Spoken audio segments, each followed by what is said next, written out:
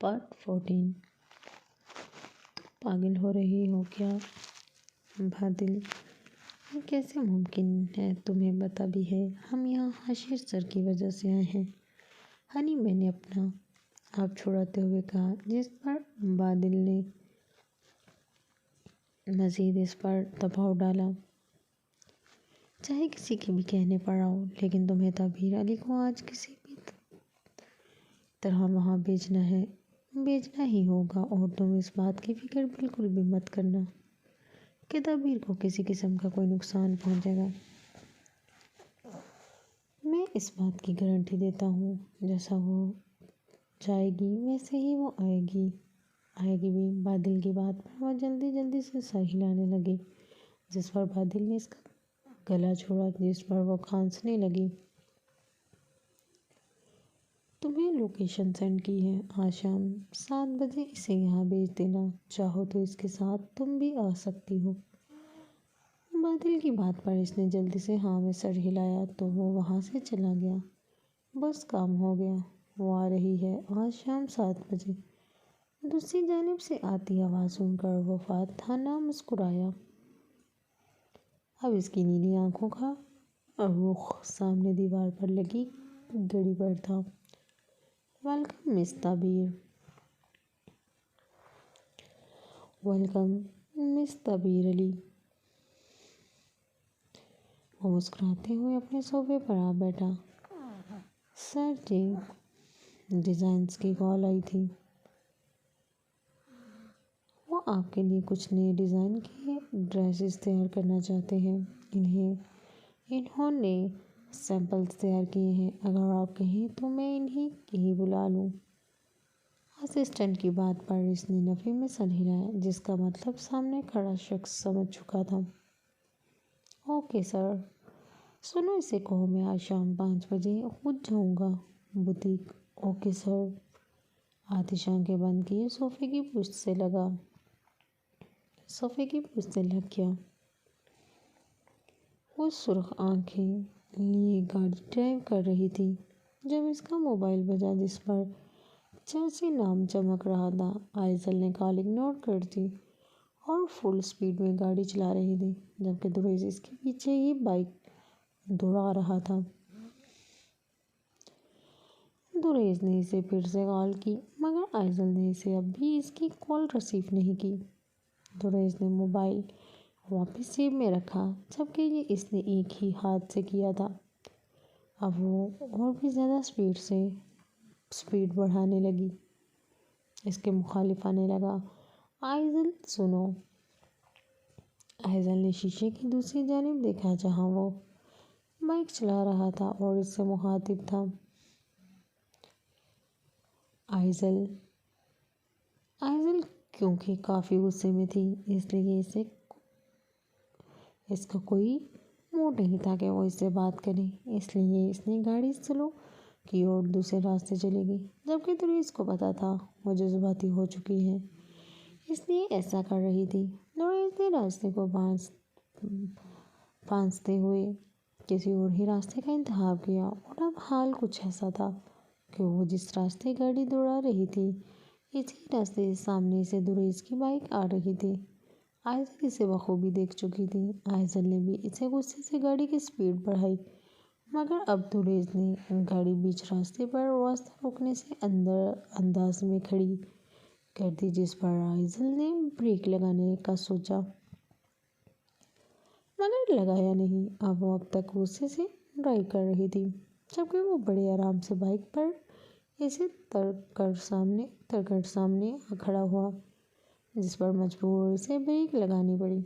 آئزل کو یقین نہیں آ رہا تھا وہ کس طرح کا انسان تھا۔ اس کی کار اور دریس کے درمیان اب صرف ایک انگلی کا فاصلہ تھا۔ وہ بے خوفی سے کھڑا ہوا اسے تک رہا تھا، جس پر آئزل غصے سے باہر نکل آئی۔ کیا مسئلہ ہے؟ میرا راستہ کیوں روکا؟ ہائی ریلیکس بانو آنٹی کا غصہ تم مجھ پر کیوں نکال رہی ہو؟ وہ چونکی، مگر تبھی ہوش میں آئی۔ وہ سمجھ چکی تھی وہ سب جان چکا ہے۔ وہ تمہیں بھی سب پتہ چل گیا۔ ویل ڈن، اب ہٹو میرے راستے سے۔ نہ ہٹوں تو دریز نے 2 قدم قریب آ کر کہا، جس پر وہ اسے گھورنے لگی، جبکہ دریز اس کی سرخ آنکھوں میں نمی دیکھ کر بے چین ہوا جا رہا تھا۔ میں تمہاری جان لے لوں گی۔ اوریلی تو لے کیوں نہیں رہی؟ بریک کیوں لگائی؟ دریز نے اپنے اسٹائل میں ہاتھ باندھتے ہوئے کہا، جس پر وہ نظریں پھیر گئی۔ چلو، مجھے تم سے بات کرنی ہے، مگر مجھے تم سے کوئی بات نہیں کرنی۔ دریز کی بات پر وہ باقاعدہ غصے سے دہڑی، جس پر دریز اسے دیکھنے لگا۔ ریلیکس ہو جاؤ، ہم بیٹھ کر بات کرتے ہیں نا۔ چلو بھی اب۔ میں نے کہا نا، مجھے کوئی بات نہیں کرنی۔ وہ بھی آئزل تھی۔ آئزل، تم مجھے غصہ دلا رہی ہو، دریز نے سخت لہجے میں کہا۔ آئزل، ہاں تو ہٹ جاؤ میرے راستے سے اور جانے دو مجھے۔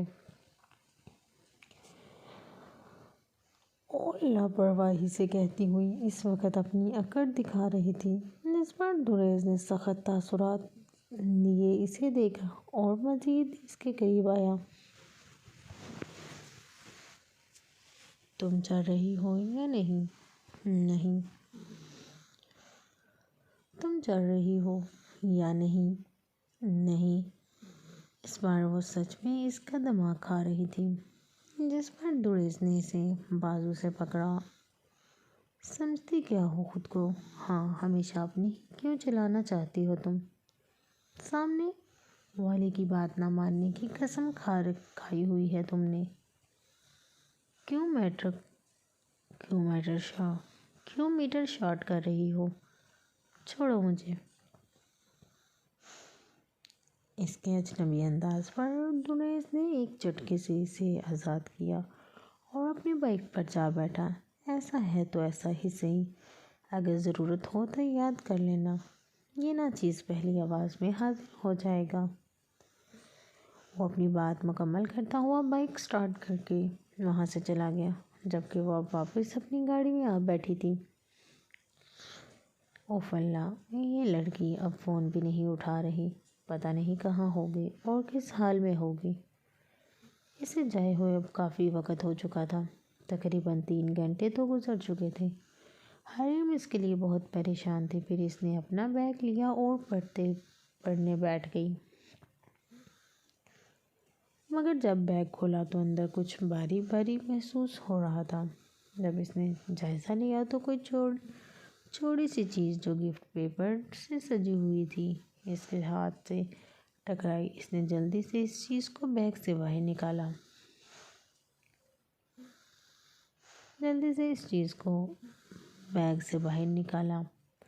وہ پنک کلر کی چمکدار پیپر سے کور تھی۔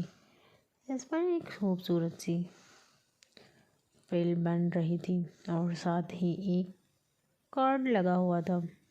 یہ کیا ہے اور یہ میرے بیگ میں کیسے آیا؟ حریم نے جلدی سے کارڈ کو کھولا، جس پر آئی ایم سوری دوست لکھا ہوا تھا۔ حریم سوچوں میں پڑ گئی کہ آخر یہ کس نے کیا تھا۔ جب اس نے پیکنگ کھولی تو اندر سے کتاب نکلی۔ وہ حیران رہ گئی، یہ تو وہی بک تھی نا جسے وہ ڈھونڈ رہی تھی، اور پھر اس دن یہی بک اس نے لائبریری میں دیکھی تھی، مگر شاویز یہ پہلے ہی اٹھا چکا تھا۔ مگر یہ بک کس نے مجھے بھیجی ہے؟ اس نے پھر اس کا کارڈ کو دیکھا، جس میں نیچے چھوٹا سا شیزی لکھا ہوا تھا۔ وہ سمجھ چکی تھی کہ یہ بک شاویز نے اسے سوری کے طور پر بھیجی ہے، لیکن وہ حیران تھی کیونکہ وہ تو ایسا بالکل بھی نہیں تھا۔ اچانک اسے ایسے منانے کے لیے کیوں گفٹ دے دی؟ لیکن شاید یہ واقعی سچ بھی ہو سکتا تھا۔ ہو سکتا ہے نا؟ پہلے اس کے چہرے پر ایک خوبصورت سی مسکراہٹ آئی، مگر پھر آج حوریہ کا اس کے قریب ہونا یاد کر کے پھر سے وہ اداس ہو گئی۔ اگر یہ بک واقعی شاویز نے میرے بیگ میں رکھی تھی تو پھر تیار ہو جاؤ مسٹر شاویز علی، کیونکہ میں اتنی آسانی سے نہیں ماننے والی۔ وہ آنکھیں چھوٹی کرتے ہوئے کہنے لگی اور خود مسکرانے لگی۔ وہ لوگ اس وقت بوتیک پر موجود تھے۔ ہنی نے تبیر کو فارم ہاؤس جانے کے لیے راضی کر لیا تھا۔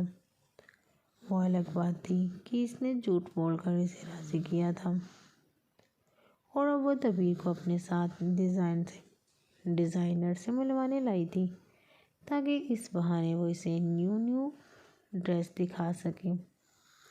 دیکھیں میم، یہ بالکل نیو ڈیزائن ہے، 1 شولڈر اسٹائل۔ اس لڑکی کے کہنے پر ہنی نے اس خوبصورت سے ڈریس کو ہاتھ میں لے کر خود سے لگایا اور شیشے میں دیکھنے لگی، مگر تبیر کو وہ ڈریس کچھ خاص پسند نہیں آیا، کیونکہ وہ 1 شولڈر کا تھا۔ اور یہ رہنے دیں، مانا کہ اس پر ڈیزائننگ نیو ہے، لیکن یہ اسٹائل اولڈ ہو چکا ہے۔ ہنی کی بات پر اس لڑکی نے دوسرا ڈریس نکالا اور اسے دکھانے لگی۔ تبھی تبیر کا موبائل بجنے لگا۔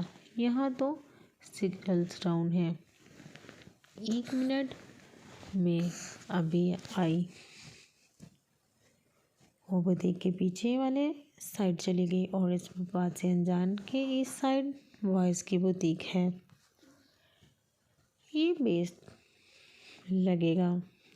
لگے گا سر آپ پر، دیکھیں کیسے 4 چاند لگ رہے ہیں آپ کی شخصیت پر۔ ڈیزائن کی بات کو اگنور کرتے ہوئے وہ اپنی نیلی آنکھوں سے چشمہ ہٹا کر وہ کوٹ پہن کر دیکھنے لگا، جس میں واقعی وہ انتہائی حسین لگ رہا تھا۔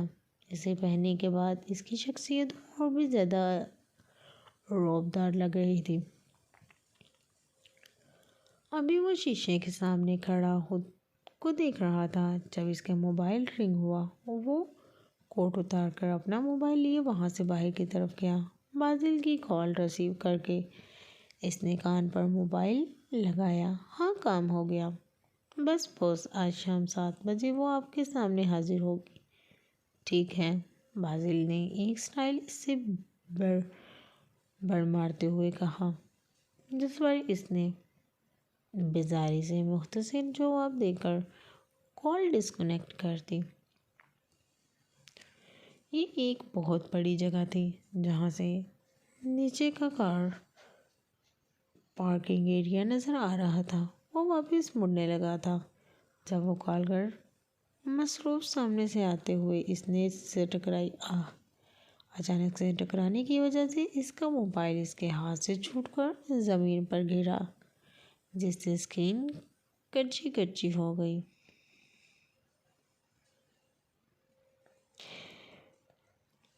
چونکہ اس کا رخ اب زمین پر تھا اور چہرے پر بال بکھر چکے تھے، اس لیے آتش اسے دکھائی نہیں دیتا۔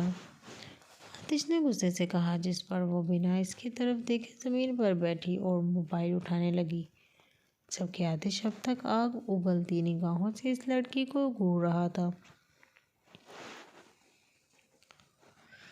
وہ اپنا موبائل اٹھا کر کھڑی ہوئی، جبکہ نظریں اب تک اس کے موبائل پر ہی تھیں۔ آتش نے پھر سے غصے سے اسے کہا، میں کچھ بول رہا ہوں، کیا دکھائی نہیں دیتا تمہیں؟ اس پر تھوڑی ڈری تھی، مگر جب نظر اٹھا کر سامنے دیکھا تو وہ دونوں ہی جیسے دنگ رہ گئے ہوں۔ یہ ان کی توقع سے آگے تھا کہ وہ ایک بار پھر اسی طرح ٹکرائیں گے۔ تبیر کو اس کا لہجہ بالکل بھی پسند نہیں آیا، جبکہ آتش تو اپنی نیلی آنکھوں سے اس کا جائزہ لے رہا تھا۔ سمپل سی لائٹ پنک فراک میں بہت پیاری لگ رہی تھی، جبکہ دوپٹہ اس نے سلیقے سے ترتیب دیا ہوا تھا۔ آپ کو دکھائی نہیں دیتا؟ ہمیشہ سامنے والے پر ہی کیوں بلیم کو دیتے ہیں آپ؟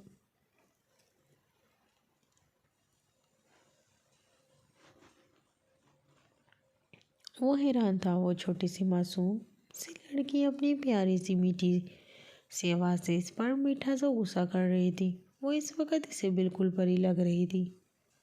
میں نے کب بلیم دیا؟ ہمیشہ آپ کو، آتش نے دھیمے سے لہجے میں کہا، جس پر وہ اسے پیار سے غصے سے دیکھنے لگی۔ مجھے پتا ہے آپ ایسے ہی ہیں، غلطی آپ کی ہوتی ہے اور غصہ دوسروں پر کرتے ہیں۔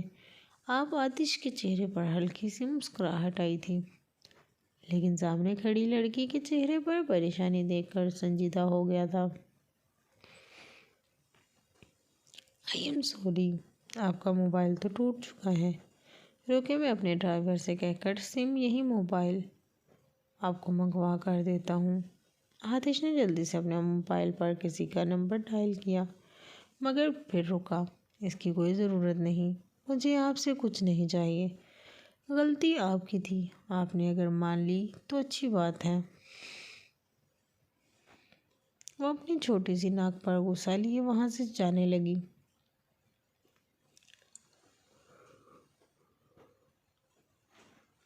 مگر آتش نے اس کا ہاتھ پکڑا، جو شاید اسے ناگوار گزرا تھا، مگر اس کے اچانک قریب آنے پر اس کی سانسیں وہ اپنے چہرے پر محسوس کر رہا تھا۔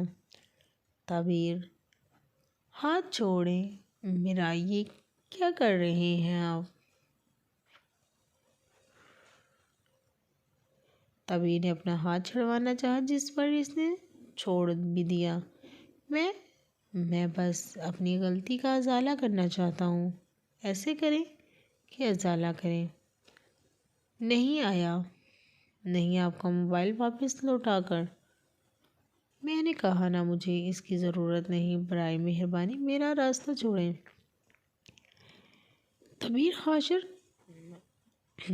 خانزادہ کی باتیں سننے کے بعد خود بھی آتش کے بارے میں نیوز نکال کر دیکھ چکی تھی۔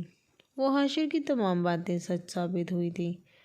جہاں آتش ہوتا تھا وہاں کوئی نہ کوئی مسئلہ ضرور ہوتا تھا، اور اب وہ نہیں چاہتی تھی کہ اس کے ساتھ ابھی کچھ ایسا ہو۔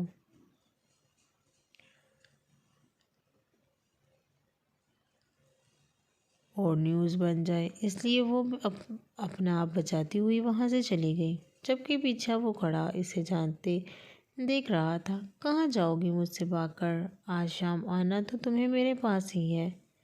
وہ قاتلانہ مسکراہٹ لیے وہاں سے چلا گیا۔ اف، یہ کیا ہوا؟ تعبیر، سب ٹھیک تو ہے نا؟ ہنی اس کا ٹوٹا موبائل دیکھ کر پریشان ہوئی۔ جی سب ٹھیک ہے، بس یہ ٹوٹ گیا ہاتھ سے گر کر، تعبیر نے نرم سے لہجے میں کہا، جس پر وہ اس بات میں سر ہلانے لگی۔ شام کا وقت تھا، جب وہ پورا شہر گھوم کر اب تھک چکی تھی۔ اسے کچھ سمجھ نہیں آ رہا تھا کہ وہ کیا کرے۔ اس نے پہلے تو اپنا موبائل چیک کیا، جس پر حریم کی کالز اور میسیج لگے ہوئے تھے۔ آئزل نے پہلے اسے میسیج ٹائپ کیا کہ وہ ٹھیک ہے، پھر کچھ سوچ کر دوریز کے گھر کی سڑک پر چل پڑی۔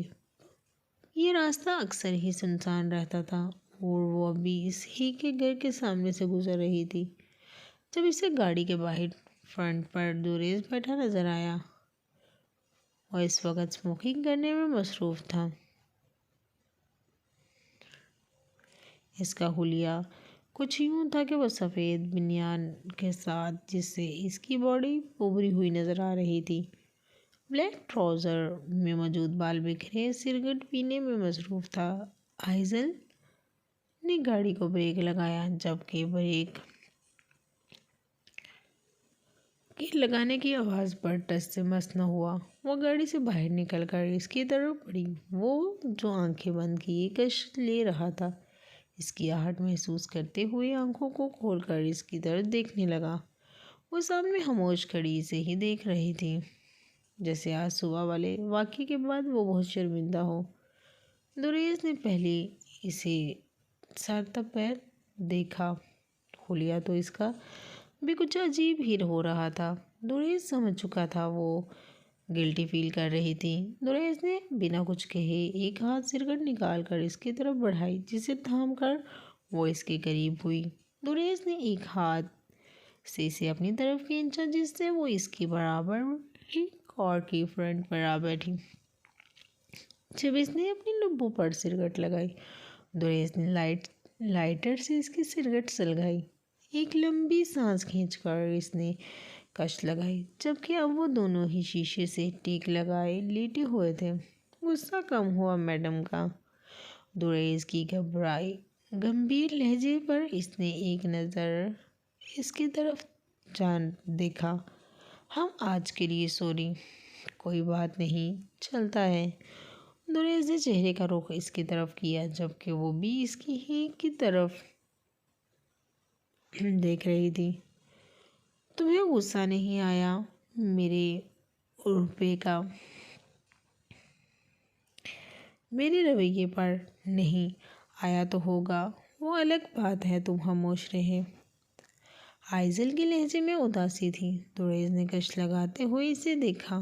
شاید آیا ہو، وہ اس لیے خاموش رہا تھا کیونکہ سامنے تم تھے۔ دریس کی بات سن کر وہ خاموشی ہو گئی۔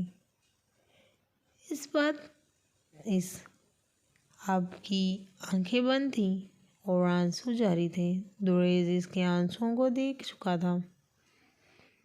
کچھ کہنا چاہتے ہو تو کہہ سکتی ہو، میں سن رہا ہوں، دریس نے دھیمے لہجے میں کہا، جس پر آئزل نے ایک ٹھنڈا سانس لیتے ہوئے اپنے آنسوؤں کو صاف کیا۔ بہت چھوٹی تھی میں جب مجھے اس ہاسٹل میں دیا گیا تھا۔ میرے موم کے جانے کے بعد ڈیڈ نے مجھے سنبھالنے کی ذمہ داری اس آزاد چاہی تھی، اس لیے انہوں نے اپنے بزنس کے لیے مجھے یہاں چھوڑ دیا تاکہ وہ باہر جا کر اپنے بزنس کو ٹائم دے سکیں۔ اس دن کے بعد آج تک وہ مجھ سے مشکل سے صرف 2 بار ملنے آئے تھے، وہ بھی بزنس میٹنگ کی وجہ سے صرف آدھے گھنٹے کے لیے۔ آئزل نے حریم کے علاوہ پہلی بار کسی سے اپنے دل کی بات شیئر کی تھی، جبکہ دریس اس کے پہلے لہجے سے جھلکتی اداسی بخوبی دیکھ سکتا تھا۔ وہ صرف باپ ہونے کا فرض ایسے پورا کرتا تھا کہ پر مہینے مجھے لاکھوں کے قریب پاکٹ منی بھیج دیتے تھے۔ وہ نہیں جانتے تھے ان کی وجہ سے مجھے ہاسٹل والوں کے سامنے ہمیشہ شرمندہ ہونا پڑتا تھا۔ ہر تہوار پر تمام لڑکیاں اپنے اپنے گھروں میں چلی جاتی تھیں، مگر میں وہ کچھ کہتی جب اٹھ بیٹھی، اس کے لیے آنسوؤں کا پورا چہرہ بھیگ چکے تھے۔ دریس بھی اس کے ہی کے ساتھ اٹھ بیٹھا تھا، مگر میں یوں ہی تنہا اپنے کمرے میں بیٹھی سسکتی رہتی تھی۔ 17 سال کی تھی میں جب میں نے اپنی انتہائی کو دور کرنے کے لیے اس سگریٹ کا سہارا لینا پڑا تھا۔ دریس نے دیکھا تھا اس کا چہرہ بالکل سرخ اور اس کی چھوٹی سی ناک میں تقریباً لال ہو چکی تھی۔ دریس اس کے چہرے کے ایک ایک نقش کو دیکھ رہا تھا۔ پہلے میں اکیلے یہ دیکھ برداشت کر رہی تھی، مگر پھر میری روم میٹ حریم آئی جسے شروع میں ہی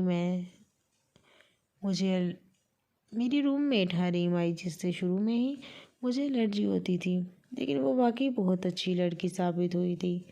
اس نے ہمیشہ مجھے ہاسٹل والوں کی بری باتوں سے بچایا۔ مجھے سمجھ آیا میرے لیے جھوٹ بولے، اور ایک بار نہیں ایسے کئی بار ہو چکا ہے، لیکن آج مجھے ایسا محسوس ہو رہا تھا کہ واقعی وہ بہت اکیلی ہوں۔ دریس نے اپنی سگریٹ انگلی سے مسل کر بجھا دی تھی۔ تو تم اپنے ڈیڈ کے پاس واپس کیوں نہیں چلی جائیں؟ بہت دیر بعد اس نے سوال کیا تھا، جس پر اس کے لبوں پر ایک دکھ بھری مسکراہٹ آئی تھی۔ میرے ڈیڈ کے پاس تو مجھ سے بات کرنے کے لیے بھی وقت نہیں ہوتا جو میں نے ان سے کہہ سکوں۔ مجھے ان کے ساتھ رہنا ہے۔ میرے ڈیڈ کو صرف میری ڈگریوں سے مطلب ہے تاکہ وہ کسی پڑھے لکھے انسان سے میری شادی کروا دیں۔ کاش موم مجھے بھی اپنے ساتھ لے جاتی۔ آئزل کی تمام باتیں اس نے دھیان سے سنی تھی، لیکن آخری جملے پر دریس کی نسیں ابھرنے لگی تھیں۔ اس کا دل دھڑکا تھا۔ پاگل ہو گئی ہو؟ آج کے بعد دوبارہ ایسی بکواس میں نہ تمہارے منہ سے نہ سنوں، دریس نے سخت لہجے میں کہا، جس پر آئزل کچھ دیر کے لیے خاموش ہوئی۔ تم نہیں جانتے دوریز اکیلے انسان کا دنیا میں رہنا کتنا مشکل ہوتا ہے۔ انہی لوگوں کی باتیں لوگوں کے لیے، الزامات ان کے تانے جیتے جی مار دیتے ہیں۔ میں بھی تو اکیلے رہتا ہوں، میرا بھی تو کوئی نہیں اس جہاں میں، تو کیا میں بھی مرنے کی باتیں کر دوں؟ دوریز نے آئی برو کا زاویہ بنایا جس پر آئزل نے اس کی طرف متوجہ ہوئی۔ تم بہادر ہو دوریز، تم میں ہمت ہے، تم ہر ایک کا سامنا کر سکتے ہو، تم سب کچھ ہینڈل کر سکتے ہو۔ یو آر آئی برو مین یو آر اینڈ سو بروز آئزل، تم بھی ایک بہادر لڑکی ہو، اور کم سے کم ایسی باتوں کی امید تو مجھے تم سے بالکل نہیں تھی۔ دوریز اس کے قریب آیا۔ اس وقت آئزل کو وہ اپنا سا لگ رہا تھا۔ تمہارے ڈیڈ کو پتہ ہے کہ تم سگریٹ نہیں پیتی، اور اگر انہیں پتہ چلا تو لاسٹ سیمسٹر ہے تمہارا، شاید اب وہ تم سے ملنے یہاں آئے۔ اچھی بات ہے انہیں یہ سب پتہ چل جائے تاکہ وہ مزید مجھ پر کوئی ظلم نہ کرے۔ میں نہیں کر سکتی کسی سے بھی شادی۔ میرے ڈیڈ مجھے سمجھ کیوں نہیں رہے، کوئی بھی نہیں مجھے سمجھتا۔ مجھے دوریز کسی کو میرے آنسوؤں سے کوئی فرق نہیں پڑے گا۔ اس بار وہ سچ میں تو رو رہی تھی، اور بہت زیادہ رو رہی تھی۔ دوریز کو اپنے اندر ہی ایک عجیب سی تکلیف، ایک عجیب سا درد محسوس ہو رہا تھا۔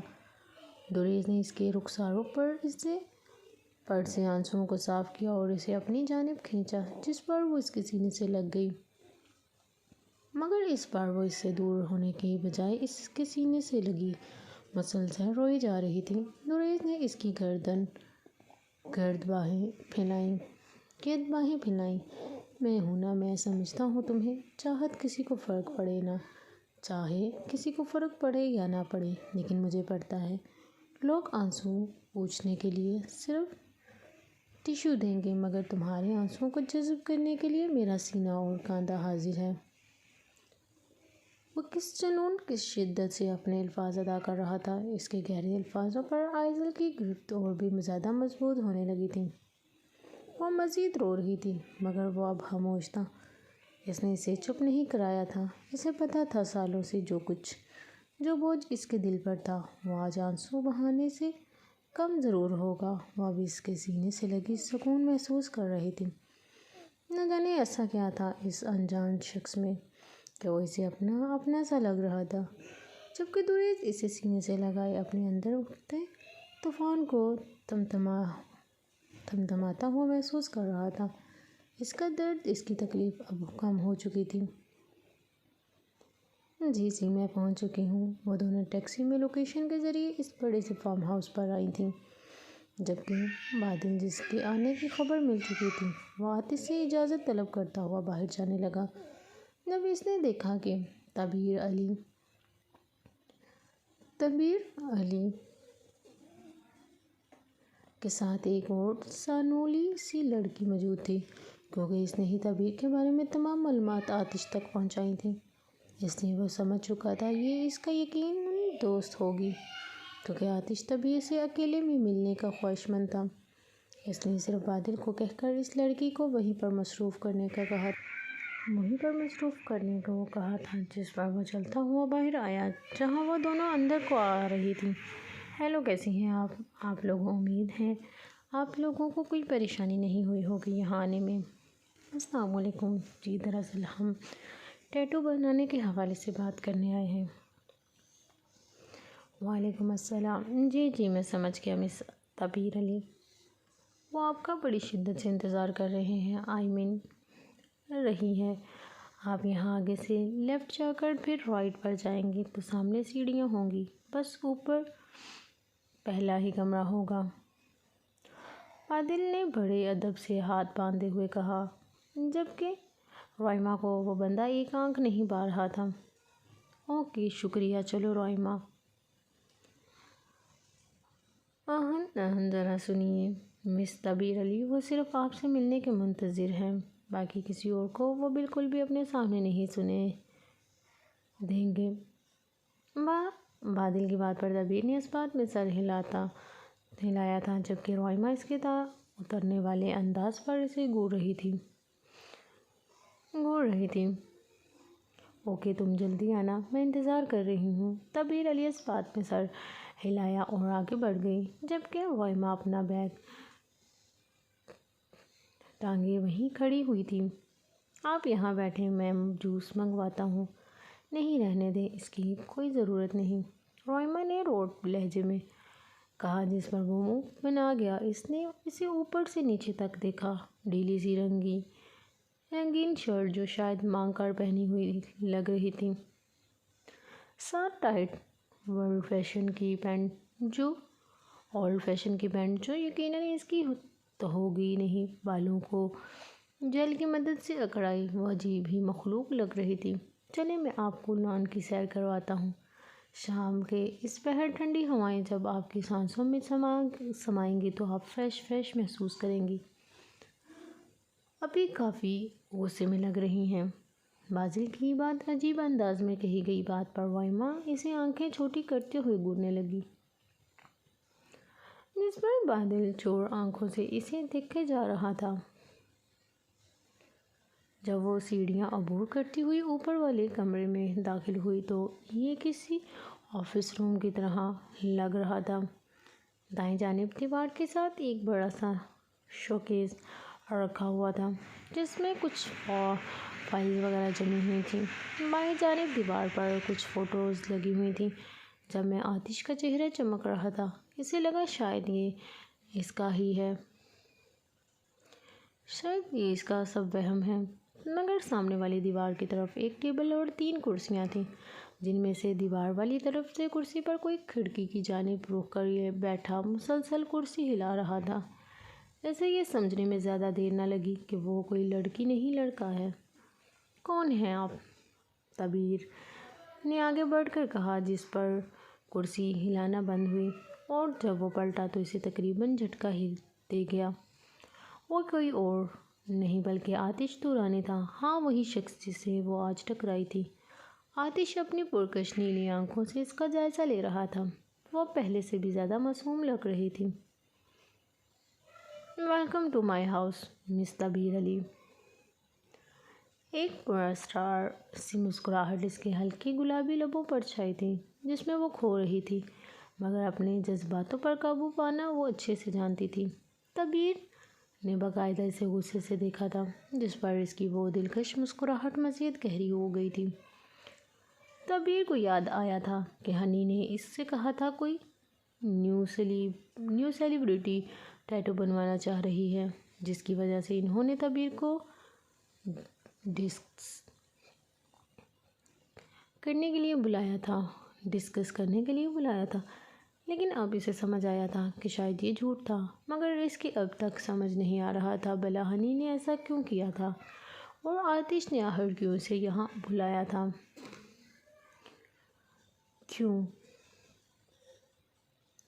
کیا یہ سب آپ نے کیا ہے؟ مگر کیوں؟ دبیر کی بات پر وہ جو کرسی سے ٹیک لگائے سکون سے بیٹھا تھا اب ٹیبل پر دونوں ہاتھ رکھ کر آگے ہوا۔ واو، آپ تو بڑی سمجھدار نکلی ہیں۔ کافی جلدی بھانپ لیا آپ نے کہ آپ کو یہاں کس نے بلایا ہے۔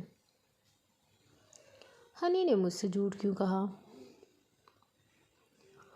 وہ خود سے سوال کرنے لگی۔ وہ کشمکش میں مبتلا تھی۔ آہن بالکل بھی نہیں، کسی نے آپ سے کوئی جھوٹ نہیں کہا، دراصل یہ بات صرف میرے علم میں تھی۔ وہ پرسکون انداز میں کہتا ہوا اسے دیکھنے لگا جبکہ دبیر کو اس کی نظروں کی تپش سے گھٹن ہو رہی تھی۔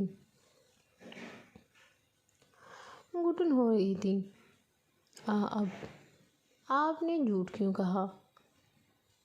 ایکچولی کچھ منافقوں نے آپ کی معصومیت کا فائدہ اٹھاتے ہوئے کہا آپ کو میرے خلاف بھڑکانا چاہا تھا، مجھے لگا کہ میں آپ کو کھلم کھلا ملنے کی دعوت دوں گا تو شاید آپ انکار کر دو، اس لیے میں نے یہ راستہ اختیار کیا۔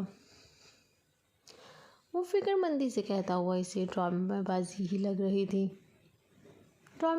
ہی لگ رہا تھا۔ دبیر اسے آئی برو کا زاویہ بناتے ہوئے دیکھنے لگی۔ آپ کیوں ملنا چاہتے تھے مجھ سے؟ حد ہے مستبیر، آپ کو تو خود کو خوش نصیب سمجھنا چاہیے کہ آتش ترانی نے آپ کو خوش نصیب سمجھنا چاہیے کہ آتش ترانی نے آپ سے ملنے کی خواہش کی تھی۔ آتش نے اپنا نام بھرم سے لیتے ہوئے ایک مسکراہٹ اچھالی، جس پر دبیر نے گہری سانس لی۔ دیکھیں، میں آپ کو نہیں جانتی اور نہ ہی مجھے آپ سے ملنے کا کوئی شوق ہے، تو میں کیوں خود کو خوش نصیب سمجھوں؟ وہ معصومیت سے مجبور اب اپنے الفاظوں سے اسے حیران کر گئی تھی، جس پر وہ قہقہ لگائے بنا نہ رہ سکا۔ دبیر کو اس کا یوں ہنسنا کچھ پلے نہیں پڑا تھا۔ مس دبیر علی، آپ واقعی بہت دلچسپ شخصیت کی مالک ہیں، سچ میں، مطلب جس کو پوری دنیا جانتی ہے، جسے ملنے کے لیے لوگ ترستے ہیں، جس کا نام بچہ بچہ جانتا ہے۔ آپ اس کے سامنے کھڑی ہو کر اس ہی کو جاننے سے انکار کر رہی ہیں۔ حیرت ہے، حیرت ہے، آتش نے حیرت سے کہا، جبکہ دبیر تب تک صورتحال سمجھنے کی کوشش کر رہی تھی۔ خیر، پلیز سٹ ڈاؤن مس دبیر، اس نے اسے بیٹھنے کا کہا، جس پر دبیر نے غصہ ضبط کیا۔ آخر وہ کس طرح پرسکونی سے پیش آ رہا تھا، جیسے وہ دونوں ایک دوسرے کو جانتے ہوں اور ملاقات دونوں نے خود رکھی ہو۔ آپ نے کیوں بلایا ہے مجھے یہاں؟ کیوں بلایا ہے، ابھی بتاتا ہوں۔ دبیر نے اس کی بات کو نظر انداز کرتے ہوئے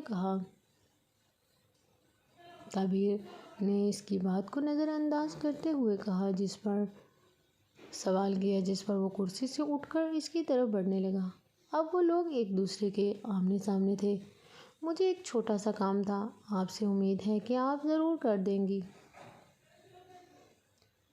کیسا کام؟ زیادہ کچھ نہیں مس دبیر علی، بس حاشر خان زادہ نے آپ کو جو آفر دی ہے، اسے آپ کو ریجیکٹ کرنا ہوگا۔ اس کے بدلے میں آپ کو دگنی رقم دوں گا۔ وہ اپنے مطلب کی بات پر آ ہی گیا تھا، جسے سن کر دبیر سے ناسمجھی سے دیکھنے لگی۔ کیا مطلب ہے آپ کی بات کا؟ میں سمجھی نہیں۔ اس میں نہ سمجھنے والی کون سی بات ہے؟ آپ بس حاشر خان زادہ کے پاس جائیں اور اس نے آپ کی کمپنی کو جو آفر کی ہے، آپ اسے ریجیکٹ کر دیں۔ سمپل، بدلے میں 2 گنا زیادہ رقم آپ کو مل جائے گی۔ 2 گنا زیادہ رقم آپ کو مل جائے گی۔ دبیر کے سوال پر وہ بڑے پرسکون سے لہجے میں اسے سمجھانے لگا، جبکہ اس کی نظر دبیر کے نازک سی گردن پر تھی، جہاں ایک بہت نازک سا خوبصورت سا نیکلس ڈالا ہوا تھا۔ مگر میں ایسا کیوں کروں؟ کیونکہ آپ کو اس سے فائدہ پہنچے گا۔ مگر آپ ایسا کیوں چاہتے ہیں اور آپ کو ایسا کیوں لگتا ہے؟ آپ کو ایسا کیوں لگتا ہے کہ میں آپ کی بات مانوں گی؟ دبیر کی بات پر وہ سر جھکائے مسکرانے لگا، جس پر دبیر اسے گھورنے لگی۔ میں ایسا کیوں چاہتا ہوں، وہ میرا مسئلہ ہے، اور رہی میری بات ماننے کی بات، تو مس دبیر علی، بات تو میری ماننی پڑے گی۔ وہ ایک اسٹائل سے آنکھیں چھوٹی کیے اسے ذرا جانے کیا سمجھنا چاہ رہا تھا، مگر وہ بھی دبیر تھی، بھلا کیوں اس انجان شخص کی بات مانتی؟ اور مجھے کیوں ماننی پڑے گی؟ کیونکہ میں کہہ رہا ہوں، اسے میں حکم سمجھوں یا چیلنج، جو دل کرے سمجھ لو۔ آخری والے الفاظ پر اس نے آنکھ ماری، جس پر دبیر نے مٹھیاں بھینچیں۔ اور اگر میں نہ مانوں تو وہ حیران تھا کہ کس طرح وہ لڑکی آتش ترانی کے سامنے کھڑی اس سے دو ٹوک بات کر رہی تھی۔ کیا وہ نہیں جانتی تھی کہ سامنے جو شخص کھڑا ہے وہ کوئی عام انسان نہیں بلکہ آتش ترانی تھا، وہی آتش ترانی جس کے نام سے جتنے لوگ جلتے تھے، اس سے کہیں زیادہ لوگ ڈرتے بھی تھے۔ تمہیں ماننی پڑے گی۔ اب وہ اسے غصے سے دلا رہی تھی، جس سے آتش کے چہرے پر سخت تاثرات نمایاں ہوئے، جسے دیکھ کر وہ تھوڑا گھبرائی، کیونکہ وہ پہلی بار کسی مرد کے ساتھ تلخ کلامی کر رہی تھی۔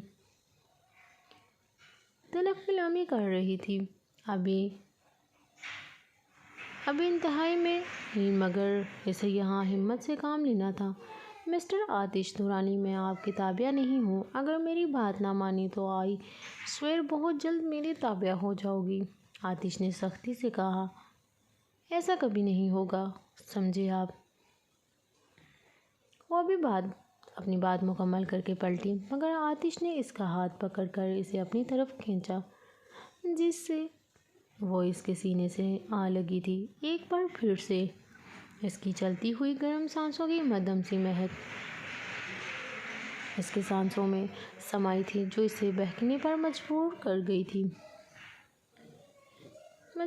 گئی تھی، جبکہ دوسری طرف تابیر، جو اس کی مضبوط گرفت میں قید خود کو آزاد کرانا چاہتی تھی، مگر آتش کے وجود پر لگے برانڈ پرفیوم کی خوشبو سے اسے وہیں ٹھہرنے پر مجبور کر رہی تھی۔ نیکسٹ پارٹ جاری ہے۔ پلیز آپ کو میرا ناول پسند آیا ہو تو میرے ناول کو سبسکرائب کریں اور کمنٹ میں ضرور بتائیے گا۔ میرا ناول پسند آیا ہے تو پلیز کمنٹ میں ضرور بتائیے گا، اور بیل کو پریس کریے گا تاکہ میری آنے والی ویڈیو آپ تک پہنچ سکے۔ اوکے، اللہ حافظ۔